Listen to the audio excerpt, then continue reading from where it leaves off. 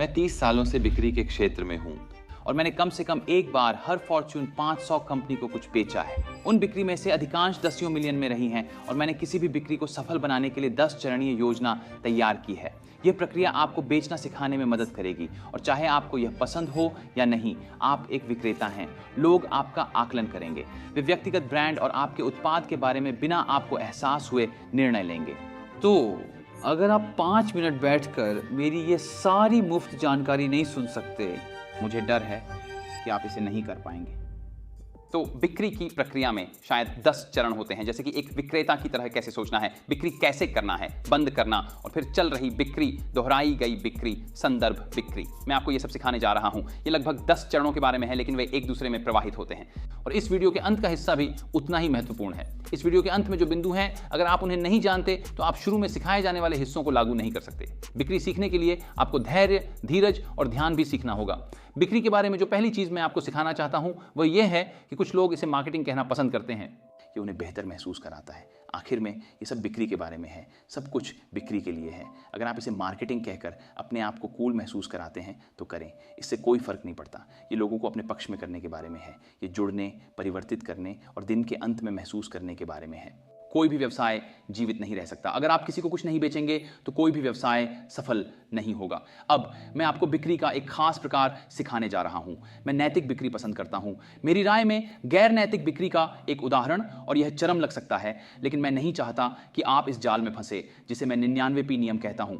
लोग लोगों को धोखा देने की कोशिश करते हैं। वे कहते हैं कि यह $2.99 या $4.99 या $15 लाख के बजाय 14,999,000 है, क्योंकि वे मूल रूप से आपको भ्रमित करना चाहते हैं। वे चाहते हैं कि आप सोचें कि यह सस्ता है। प्रॉपर्टी कीमतों पर कभी कभी वे इसे एक विशेष श्रेणी में लाने के लिए ऐसा करते हैं, लेकिन वे वास्तव में इसे उस कीमत पर बेचना नहीं चाहते। मुझे लगता है कि बिक्री में जिस बात पर पर्याप्त ध्यान नहीं दिया गया है वह है ईमानदारी से कहूं, असली बनो। मैं कभी किसी को नहीं देखता। ये सारे बिक्री के बकवास कोर्स जो लोग बेचते हैं तुम्हें वह करने के लिए कह रहे हैं। वे तुम्हें NLP के बारे में बात करते हैं, जहां तुम लोगों को धोखा दे सकते हो या शब्दों का उपयोग करके लोगों को प्रभावित कर सकते हो। मैंने हाल ही में एक वीडियो देखा जहां कोई ये कह रहा था कि उन्होंने ग्राहक को यह दिखाने का नाटक किया कि उनके पास अब उत्पाद नहीं है ताकि ग्राहक खरीद ले। ये सब बकवास। ये लोगों को जल्दी बिक्री प्राप्त करने के लिए धोखा देने का एक तरीका है, जो कि जल्दी पैसे हैं। जितनी जल्दी आप ऊपर जाते हैं उतनी ही जल्दी आप नीचे आते हैं। इस बकवास को मत सुनो। दुनिया के सबसे अच्छे सेल्स लोग, बेचने का सबसे अच्छा तरीका है कि प्रामाणिक रहें, किसी के साथ संबंध बनाएं और वो व्यक्ति आपके साथ रहेगा। वॉइस सैम सो असय हमेशा के लिए मैंने बिना किसी बिक्री अनुभव के 15 साल की उम्र में अपनी पहली चीज बेची। मैं ईमानदार था। मैंने किसी से कहा मुझे पैसे चाहिए, मैं आपका बगीचा करना चाहता हूँ, कृपया मुझे भुगतान करें। उन्होंने प्रामाणिकता देखी। मेरे पास कोई ब्रोशर नहीं था, कोई वेबसाइट नहीं थी, कोई बिक्री प्रशिक्षण नहीं था, और उन्होंने हाँ कह दिया। और मुझे लगता है कि आज के समय में यह शब्द प्रामाणिकता बिक्री में पर्याप्त उपयोग नहीं होता, और शुरू में आप इसे अस्वीकार भी कर सकते हैं। इसे लिख लें, यह बिक्री के लिए मुख्य है। यदि आप प्रामाणिक हैं तो आप केवल एक बार किसी को नहीं बेचते, आप बार बार बेचते हैं। मैंने हाल ही में अपनी पत्नी को एक कार खरीदने के लिए मिनी गैराज ले गया, और जब हमने सभी विकल्प देखे तो विक्रेता को पता था कि इनमें से कोई भी विकल्प मेरी पत्नी के लिए उपयुक्त नहीं है। सबसे अच्छी बात जो उसने की वह थी, उसने कहा कि आपको शायद एक टेस्ला खरीदनी चाहिए। अब मुझे पता है कि यह पागलपन लगता है। कोई मिनी गैराज में BMW के लिए काम कर रहा है, हमें किसी और की कार खरीदने की बात कर रहा है, लेकिन जानते हैं इसने क्या किया? इसने हमें उस सेल्स पर्सन से जोड़ दिया। इसने हमें उस सेल्स पर्सन के साथ अपना संपर्क विवरण छोड़ने पर मजबूर कर दिया, और जब वह सेल्स पर्सन हमसे संपर्क करेगी, वह हमारी ज़रूरतों को समझ चुकी होगी, हम शायद उससे कुछ खरीद ही लेंगे।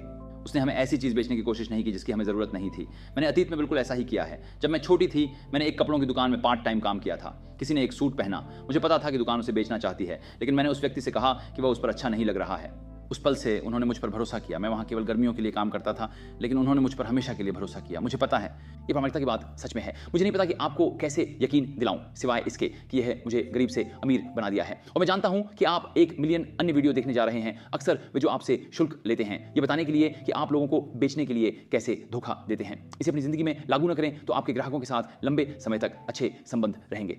मैंने किसी को कॉस्टर विज्ञापन, एक विज्ञापन उत्पाद बेचा 20 साल पहले, शायद 20 साल से थोड़ा अधिक समय पहले। उन्होंने इसे खरीदा, फिर उन्होंने मेरी एजेंसी के साथ काम किया, उन्होंने फिर मेरी कंपनियों में निवेश किया, फिर उन्होंने 2 दशकों तक मेरे साथ साझेदारी की। सब इसलिए क्योंकि मैंने उन्हें कुछ बेचा जो मुझे सच्चे दिल से लगा कि उनके व्यवसाय की मदद करेगा, और ऐसा हुआ। मैंने वादा पूरा किया और उम्मीद से ज़्यादा किया। और ये बिक्री में दूसरा कदम है।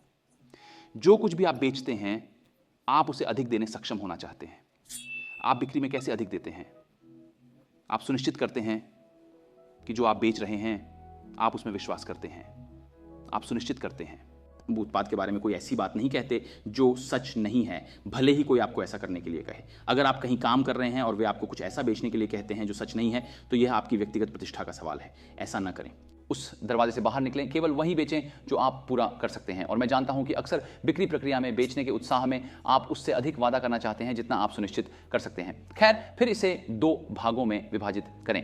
देखो, यह है जो मैं सुनिश्चित कर सकता हूं और यह है जो मैं उम्मीद करता हूं कि हो सकता है। एक उदाहरण जो मैंने अपने जीवन में कई बार देखा है वह है पीआर कंपनियां जो बेचती हैं। वे मेरे पास आते हैं और कहते हैं, साइमन, हम आपको दुनिया के हर प्रमुख अखबार में जगह दिलाएंगे। चाहते हैं कि मैं मासिक शुल्क का भुगतान करूं और वे वह वादा करते हैं, लेकिन जिनके साथ मैंने काम किया है वे वही हैं जिन्होंने आकर कहा, यह हमारी योजना है कि हम आपको हर अखबार में कवरेज दिलाने की कोशिश करें। आप जो लोगों की मदद करने की कोशिश कर रहे हैं उसके लिए ये वह है जो हम कोशिश करेंगे, ये वह है जिसकी हम गारंटी देते हैं कि हम करेंगे। हम गारंटी देते हैं कि एक अच्छी प्रेस विज्ञप्ति लिखेंगे, हम गारंटी देते हैं कि आपकी तस्वीरें प्रेस में डालने के लिए अच्छी लें, हम गारंटी देते हैं कि हमारे पास एक अच्छी मेलिंग सूची है उन लोगों की जो आपके बारे में लिखना चाहिए। लेकिन हम ये गारंटी नहीं दे सकते कि वे आपके बारे में लिखेंगे। और ये वही लोग हैं जिनके साथ मैं हमेशा काम करना चाहता हूँ, ये वही लोग हैं जिनके साथ आप काम करना चाहते हैं, ये वही लोग हैं जो आप बनना चाहते हैं, प्रामाणिक और वास्तविक। ज्यादा वादा मत करो। बिक्री में तीसरी चीज, और 1 मिनट में मैं इस सबको एक साथ रखने वाले गोंद के बारे में बात करूंगा, लेकिन बिक्री में तीसरी चीज जो आपको हमेशा करनी चाहिए वह है अपनी खुद की शैली ढूंढना। अब मैं इंट्रोवर्ट्स को बिक्री में शानदार काम करते देखा है। और कुंजी, बहुत से लोग सोचते हैं कि केवल बहिर्मुखी लोग ही बेच सकते हैं, है ना? लोग जो लोगों को पसंद करते हैं वे ही बेच सकते हैं। ये सच नहीं है। मुझे नहीं पता कि ये सब हमारे लिए एक विश्वास प्रणाली कैसे बन जाता है। ये सच नहीं है। फ्लूइड में मेरी एजेंसी का व्यवसाय जिसे मैंने प्राइसवेटरहाउसकूपर को बेचा था, उस कंपनी का सबसे अच्छा सेल्स पर्सन मेरा अकाउंटेंट था। क्यों? खैर, मैंने अपना काम किया। मैं इस पर थोड़ी देर में आऊँगा। मैंने इसे सही तरीके से प्रशिक्षित किया। सही, वास्तव में मैं इसे अब लिख दूंगा। सही, प्रशिक्षित। एक टीम को सभी बिक्री के बारे में सोचना चाहिए। मैं इसे 1 मिनट में और समझाऊंगा। लेकिन वह मूल रूप से अन्य सीईओ, अन्य अकाउंटेंट्स के साथ लंच करने जाती और वे उससे पूछते कि वह क्या कर रही है, और वह बताती कि वह जिस कंपनी में काम कर रही है, फ्लूइड, वह कंपनियों को बदल रही है, व्यवसायों को बचा रही है, दुनिया को बदल रही है, ये सुनिश्चित कर रही है कि लोग अपनी नौकरी न खोएं और यह कंपनी जीवित रहे। और उसने ऐसा इसलिए कहा क्योंकि उसे कंपनी से प्यार था और वह उसमें विश्वास करती थी। और आपको पता है क्या हुआ? वह सीएफओ वापस बोर्ड रूम में जाकर अपने सीईओ से बात करेंगे और फिर अचानक हमें एक फ़ोन कॉल या ईमेल आता है जिसमें उनसे जुड़ने के लिए मीटिंग का अनुरोध होता है। ये सबसे अच्छी विक्रेता थी। वास्तव में मुझे फ्लूइड में विक्रेता के रूप में लेबल किया गया था, लेकिन वह सबसे अच्छी विक्रेता थी। मुझे अपने सबसे अच्छे लीड्स उसी से मिले। मैं जो कहना चाह रहा हूं वह यह है कि अपनी शैली खोजें। बेचना कैसे पसंद है यह जानें। मैं आपको जो करने के लिए कहता हूं वह मायने नहीं रखता, जो आप स्वाभाविक रूप से कर सकते हैं वह मायने रखता है। उदाहरण के लिए, यदि आपको ब्लॉग लिखना पसंद है तो लिंक्डइन पर जाएं, इन ब्लॉग साइट्स पर जाएं और अपने विशेषज्ञता के बारे में जो आपको दिलचस्प लगता है ब्लॉग लिखें। बाहर जाएं और अपने लिए आरामदायक तरीके से खुद को प्रस्तुत करें। मार्केटिंग और सेल्स के बारे में एक मशहूर उदाहरण था जिसमें कहा गया था कि मैं मार्केटिंग पर जो 50% खर्च करता हूं वो खो जाता है, बर्बाद हो जाता है, बस मुझे पता नहीं कि कौन सा 50%। सच तो ये है कि ज़्यादातर जब हम बेच रहे होते हैं तो सबसे अच्छे सेल्स पर्सन को भी पता नहीं होता कि वो बेच रहे हैं। आप बस ज्ञान साझा कर रहे हैं, जानकारी साझा कर रहे हैं, अपने उत्पाद या सेवा के बारे में गर्व कर रहे हैं, और वही एक बिक्री का कारण बनता है। आपको अपनी शैली खोजनी होगी। उस लय में झुकें जो भी हो। यदि आप अंतर्मुखी हैं तो उसमें झुकें, यदि आप बहिर्मुखी हैं तो उसमें झुकें। मैं 1 मिनट में बिक्री के विभिन्न प्रकारों के विवरण में जाने वाला हूं और अलग अलग प्रकार की बिक्री को समझाने वाला हूं, लेकिन मैं सबसे पहले सही मानसिकता के साथ आपको तैयार करना चाहता हूं। प्रामाणिकता, अधिक न बेचें, हमेशा अधिक दें, और अपनी शैली खोजें। मैं उस व्यावसायिक बिक्री के विभिन्न प्रकारों के विवरण में जाऊंगा जो आपको अपने व्यवसाय की आवश्यकता को पूरा करने के लिए, खुद को बेचने के लिए, अपने व्यवसाय को बेचने के लिए, ग्राहकों को प्राप्त करने के लिए, और पवित्र ग्रेल मुझे लगता है ग्राहकों को आपको बढ़ावा देने के लिए, प्राप्त करने के लिए कर सकते हैं। चौथी बात जो मैंने अभी थोड़ी देर पहले संक्षेप में उल्लेख किया, तो टीम को प्रशिक्षित करें। बिक्री में अक्सर सबसे अच्छे लोग जो आपको बेच सकते हैं वे वही हैं जिनके साथ आप काम करते हैं। तो वह आपके ग्राहक हो सकते हैं, आपके सहयोगी हो सकते हैं, या आपकी माँ भी हो सकती हैं। इससे वास्तव में कोई फर्क नहीं पड़ता। आप चाहते हैं कि आपके जीवन में शामिल हर व्यक्ति वही बेच रहा हो जो आप बेच रहे हैं, और इसका मतलब है कि वे प्रशिक्षित हैं। अब यह अजीब लग सकता है अगर मैं आपसे कहूं कि अपनी माँ को अपना उत्पाद बेचने के लिए प्रशिक्षित करें, और आपकी माँ शुरू में इसे अस्वीकार कर सकती है। लेकिन अगर आप उसे उत्पाद को इस तरह से समझाते हैं, ये उसे उत्साहित करता है, इसका मतलब है कि ये आपका समर्थन करता है, वो आपकी सबसे अच्छी विक्रेता होगी। अब मैं पिताओं को बाहर नहीं करना चाहता, उन्हें भी प्रशिक्षित करना ना भूलें। हर कोई आपका विक्रेता होना चाहिए, लेकिन यह आपके ऊपर है कि आप अपनी टीम को प्रशिक्षित करें और सुनिश्चित करें कि ऐसा ही हो। अब 5वां बिंदु, मैं चाहता हूं कि आप बिक्री के नियमों को जानें और ये सिखाए जा सकते हैं। मुझे नहीं पता कि वे आपको ये स्कूल में क्यों नहीं सिखाते। खैर, मुझे लगता है मुझे पता है क्यों। वे नहीं चाहते कि आप स्वतंत्र हों, लेकिन मुझे यकीन है किसी भी बिक्री को पाने के 3 चरण हैं। किसी भी बिक्री, मुझे परवाह नहीं है कि आप कौन हैं या आपकी कौशल क्या है। यदि आप इन 3 चरणों का पालन करते हैं तुम्हें कोई भी बिक्री मिलेगी। अधिकांश लोग अंतिम कदम से शुरू करते हैं। अधिकांश लोग इस उत्पाद के साथ शुरू करते हैं और इसकी कीमत यही है। ये एक गलती है। इस तरह आप बेचते नहीं हैं। पहला कदम बहुत सरल है। पहचान करें कि आपका उत्पाद कौन खरीद सकता है। आपको वास्तव में उस व्यक्ति को जानना होगा जो इसे खरीदने वाला है। समझें कि क्या उन्हें वास्तव में इसकी ज़रूरत है। उदाहरण के लिए आपने वह चीज़ देखी होगी। मुझे ये कलम बेचें। Film Wolf of Wall Street में ज़्यादातर लोग जब मैं आपको ये कलम देता हूँ बेचने लगते हैं। पहला सवाल जो आपको पूछना चाहिए वो ये नहीं है कि क्या आप ये कलम खरीदना चाहेंगे, और ये एक प्यारी कलम है। क्या आपको नीला पसंद है? इसे देखो, ये अच्छा और मजबूत है और ये एक अच्छा ब्रांड है। ये लंबे समय तक चलेगी, वह सब भूल जाओ। पहली बात जो आपको कहनी चाहिए वह है, क्या आपको पेन की ज़रूरत है? क्या आपको पेन की ज़रूरत है? अब लोग नहीं कहते हैं तो आप उनसे पूछें कि भविष्य में उन्हें कब पेन की ज़रूरत पड़ सकती है। आप इस उत्पाद की इच्छा और आवश्यकता कब हो सकती है, इसे समझने की कोशिश करते हैं। और यदि आप सुनिश्चित नहीं हैं, और मैंने 15 वर्षों तक एक सेवा व्यवसाय चलाया, तो आपको यह नहीं पता होता कि लोग वास्तव में मेरी व्यावसायिक सेवाओं की आवश्यकता कब महसूस करेंगे। तो मैंने क्या किया, 9 वर्षों तक हर महीने मैंने किसी न किसी तरीके से एप्पल जैसे ब्रांड से संपर्क किया ताकि उन्हें मेरी याद आए। जब बिक्री की आवश्यकता होती है आपको वहाँ होना चाहिए। अगर आप किसी को एक कलम बेचते हैं और उन्हें कलम की ज़रूरत नहीं है तो आप अपना समय बर्बाद करेंगे, उनका समय बर्बाद करेंगे, और आप यह सोचकर निराश होंगे कि आपके उत्पाद के लिए कोई बाजार नहीं है। ग्राहक की पहचान करें। उन्हें वास्तव में क्या चाहिए? क्या उन्हें वास्तव में आपका उत्पाद चाहिए? अगर उन्हें आपका उत्पाद चाहिए तो आप दूसरे चरण पर जा सकते हैं। और दूसरा चरण थोड़ा काम लगता है, जिसे करने की किसी को फुर्सत नहीं होती, और फिर वे सोचते हैं कि बिक्री पर कम प्रतिक्रिया क्यों मिलती है। दूसरा कदम है कि आप जिस व्यक्ति को बेच रहे हैं उसे समझें, एक रिश्ता बनाएं, एक आदर्श स्थिति में।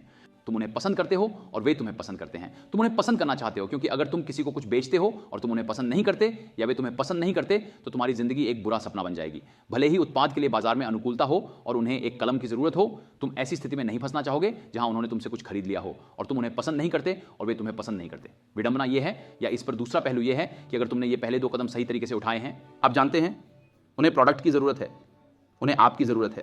दूसरी बात, आप एक दूसरे को पसंद करते हैं। बेचने वाले और खरीदने वाले लोग एक दूसरे को पसंद करते हैं। आपको एक दूसरे की जरूरत है और आप एक दूसरे को पसंद करते हैं। अगर ये पहले 2 चरण मौजूद हैं तो मैंने कभी भी तीसरा चरण पूरा नहीं किया है। तीसरा चरण है, ये मेरा उत्पाद है, ये क्या करता है, ये जो सेवा प्रदान करता है।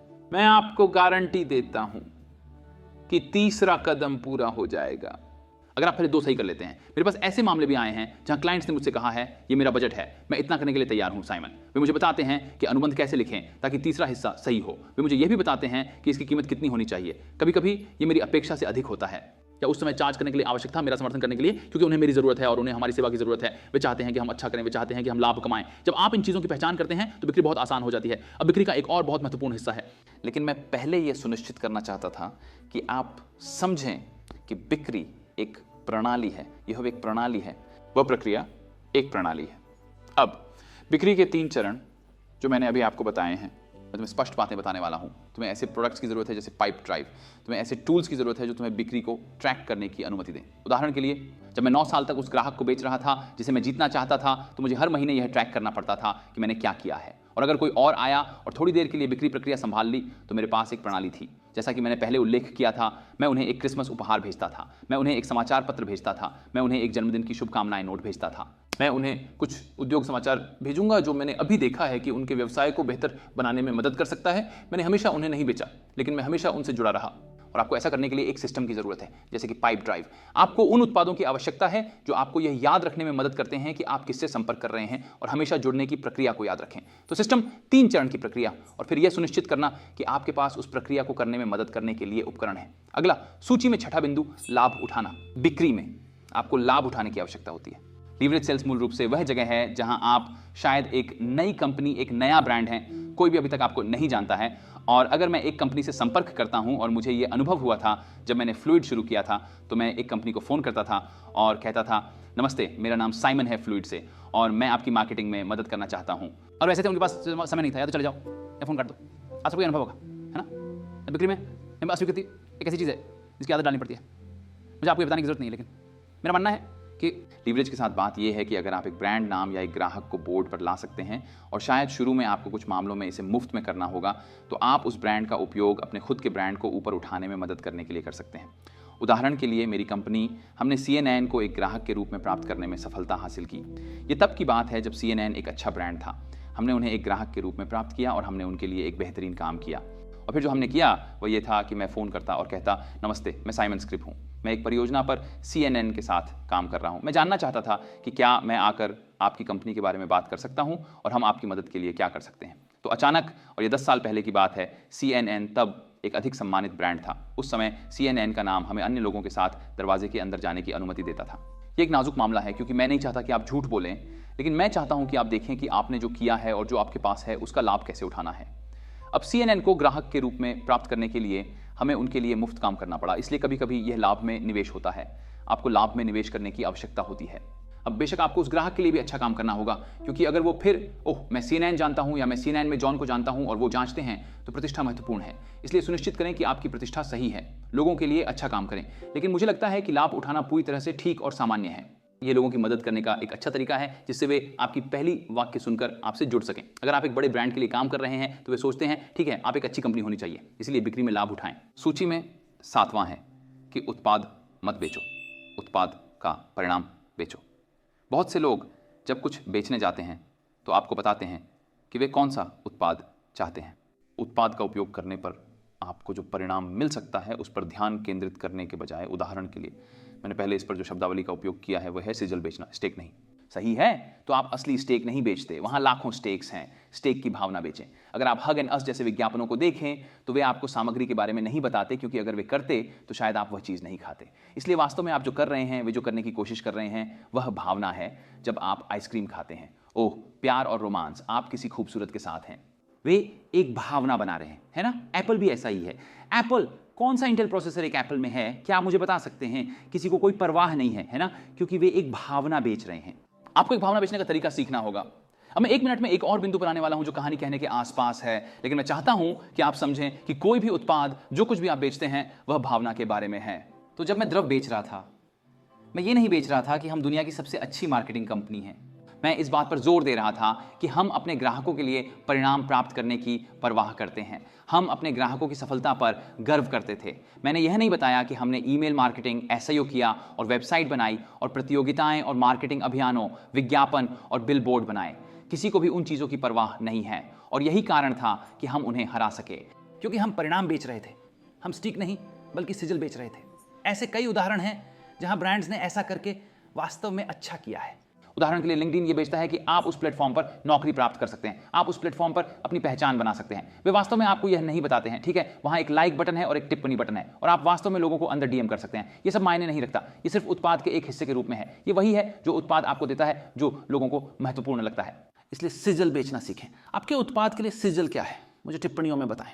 मैं जानना चाहता हूं कि सिजल क्या है। मुझे स्टेक की परवाह नहीं है। संख्या 8, ये स्पष्ट लग सकता है। मैं आश्चर्यचकित हूं कि कितने लोग ऐसा नहीं करते। केवल वही बेचें जिसमें आप विश्वास करते हैं। ऐसा कुछ बेचना आसान है जिसमें आप वास्तव में विश्वास करते हैं। बहुत से लोग ऐसी चीज़ें बेच रहे हैं जिन पर वे विश्वास नहीं करते, और इसलिए वे अच्छे विक्रेता नहीं हैं। या आप एक अच्छे विक्रेता हो सकते हैं। ऐसी चीज़ बेचकर जिस पर आप विश्वास नहीं करते, आप बिक्री प्राप्त करेंगे, खासकर अगर आप मेरे नियमों का पालन करते हैं। लेकिन दिन के अंत में वही बेचें जिस पर आप विश्वास करते हैं। ये इतना स्पष्ट है ना। कुछ ऐसा बेचो जिसका परिणाम दुनिया को एक बेहतर स्थान बनाता हो, या जिस व्यक्ति की आप मदद कर रहे हैं उसकी ज़िंदगी बेहतर बनाता हो। कुछ ऐसा बेचो जिस पर आप विश्वास करते हो। मैं इसे यहाँ रखने वाला हूँ, मुझे इसके बारे में ज़्यादा बात करने की ज़रूरत नहीं है। मैं पूरे दिल से महसूस करता हूँ कि बहुत से लोग वास्तव में इसे नहीं समझते हैं। मुझे इसे कहना पड़ेगा। ये सामान्य ज्ञान और स्पष्ट लगता है, लेकिन आपको यह मिलेगा कि आप हैं। कोई भी उस चीज़ को बेच सकता है जिसमें उसे विश्वास हो। यही विडंबना है। बहुत से लोग उस चीज़ को नहीं बेचते जिसमें वे विश्वास करते हैं, इसलिए केवल उन्हीं कंपनियों के साथ काम करें। अच्छा, अगर आप किसी के साथ काम करने जा रहे हैं तो सुनिश्चित करें कि आप इक्विटी मांगें। लेकिन ये अलग बात है, अगर आप कुछ बेचने जा रहे हैं तो ऐसा कुछ बेचें जिसमें आपको विश्वास हो कि ये वास्तव में मूल्य लाता है। ऐसा कुछ बेचें जो वास्तव में लोगों की जिंदगियों में बदलाव ला सकता है। नंबर 9, अब इस प्रकार की बिक्री मैं आपको समझाना चाहता हूं। जो अब आपको समझाना चाहता हूं वह बिंदु 6 के आसपास के लाभ की तरह लग सकता है, लेकिन वास्तव में ये काफ़ी अलग है।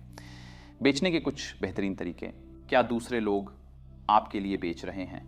अब मैंने इस बारे में टीम प्रशिक्षण में पहले भी उल्लेख किया था, लेकिन ये दोनों विचार बिंदु 9 में मिलते हैं, जो शायद आपको एक उदाहरण देने का सबसे अच्छा तरीका है।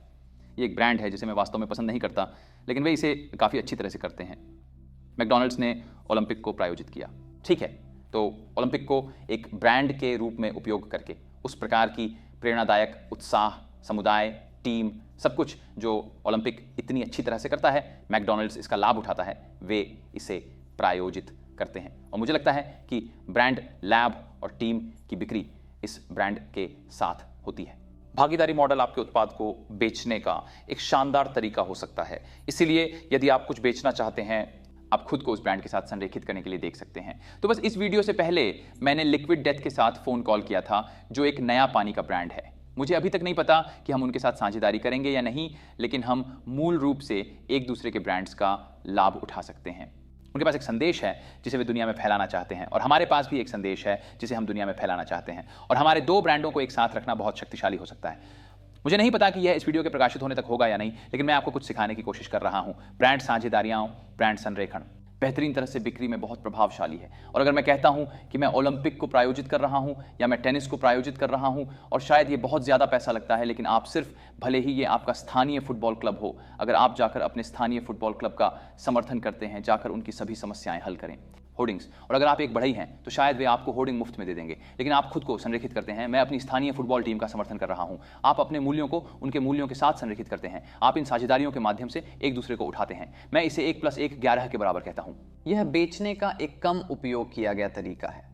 और जैसे कि अपने ग्राहकों या टीम से आपको बेचने के लिए कहना या पहले बताई गई लीवरेज प्रणाली का उपयोग करना 1+1 11 के बराबर हो सकता है, जो आपके ब्रांड को बाहर लाने का एक बहुत ही शक्तिशाली तरीका हो सकता है। इसके लिए हमेशा पैसे की आवश्यकता नहीं होती है। जैसे कि लिक्विड डेथ साझेदारी जो हमारे पास है, शायद हम में से कोई भी पैसे का भुगतान नहीं करेगा, और हम सिर्फ अपने संसाधन मिलकर एक मजेदार चीज बनाएंगे, उम्मीद है कि आपके लिए, ताकि आप बेहतर व्यापारिक जीवन जी सकें। लेकिन मैं आपको बिक्री का एक बहुत ही महत्वपूर्ण बुनियादी सिद्धांत समझाने की कोशिश कर रहा हूं, जो मैंने सीखा है कि 1 और 1 मिलकर 11 होते हैं। नंबर 10, मैं इसे भावनात्मक बिक्री कहने जा रहा हूं। मैंने पहले 3 चरणीय प्रक्रिया का उल्लेख किया था, जिससे कोई भी बिक्री पूरी की जा सकती है, और यह बिल्कुल सही है।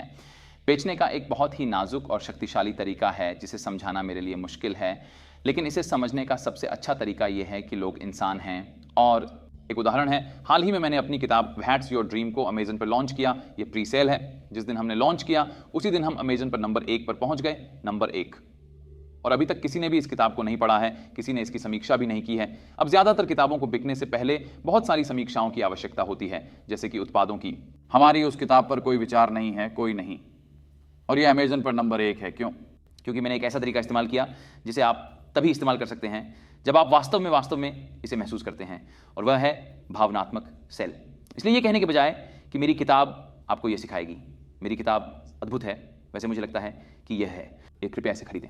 मैंने कहा कि इसके बजाय ये किताब एक आंदोलन के बारे में है। ये देने और लेने का मामला नहीं है जो हमें भविष्य में जीवित रहने में मदद करेगा। ये बिना लिए देना है। हमें वापस उस जगह पर जाना होगा जहां हम एक दूसरे की मदद कर सकते थे, क्योंकि हम कर सकते हैं।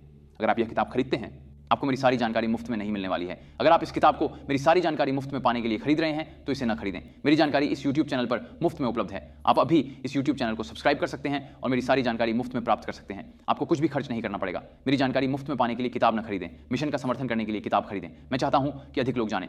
अगर वे बिना कुछ लिए देते हैं तो वे कहीं अधिक समृद्ध होंगे, बजाय इसके कि वे लेते हुए दें। जब आप लेते हुए देते हैं तो आप केवल इतना ही प्राप्त कर सकते हैं। यह हर बार एक लेन देन है, जो अधिकांश समय आपके समय को बेचने की आवश्यकता होती है। यदि आप बिना लिए देते हैं तो ब्रह्मांड आपको जो देगा उसकी कोई सीमा नहीं है। मैंने पिछले 5 वर्षों से इस प्रयोग को चलाया है। मुझे पता है कि यह सच है। जाओ मेरी किताब खरीदो, समर्थन दो। अगर तुम मेरे कहे पर विश्वास करते हो, मैंने यही कहा।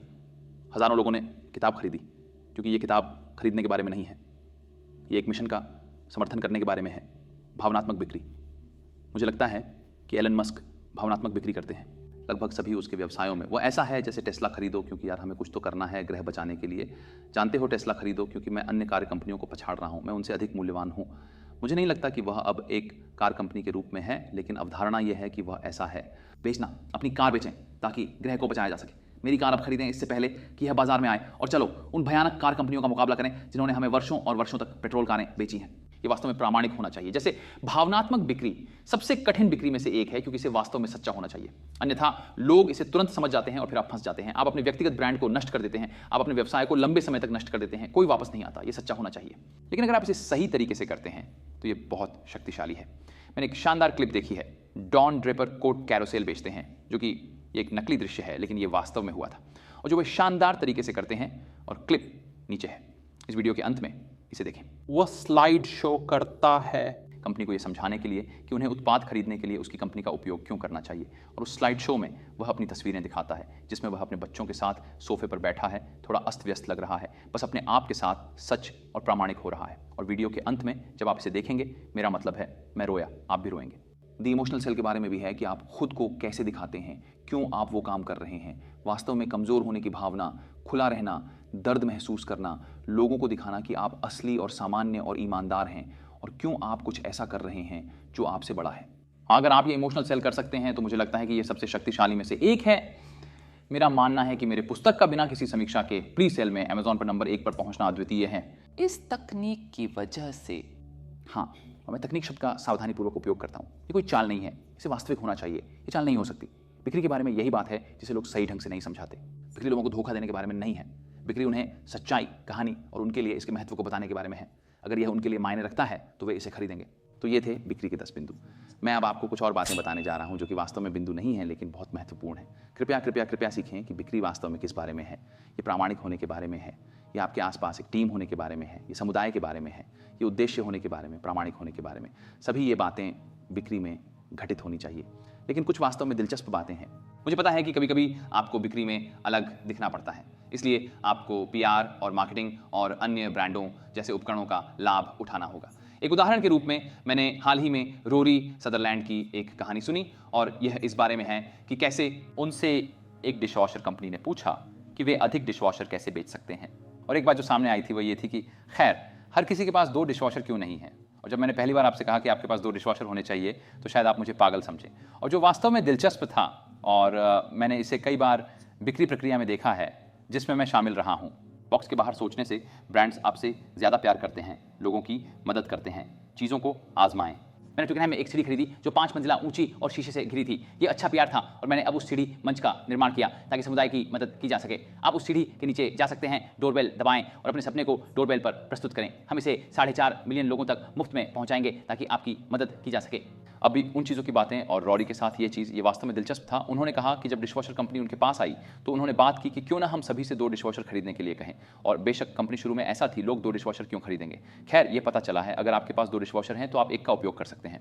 आप एक का उपयोग कर सकते हैं और फिर जब ये समाप्त हो जाए तो आप बर्तन डिशवॉशर से बाहर निकाल सकते हैं और उनका उपयोग खाने के लिए कर सकते हैं। और फिर आप उन बर्तनों को सीधे दूसरे डिशवॉशर में वापस रख सकते हैं। दूसरे शब्दों में आपको कभी भी प्लेट्स, डिशेज और कप्स को अलमारियों में रखने की जरूरत नहीं है।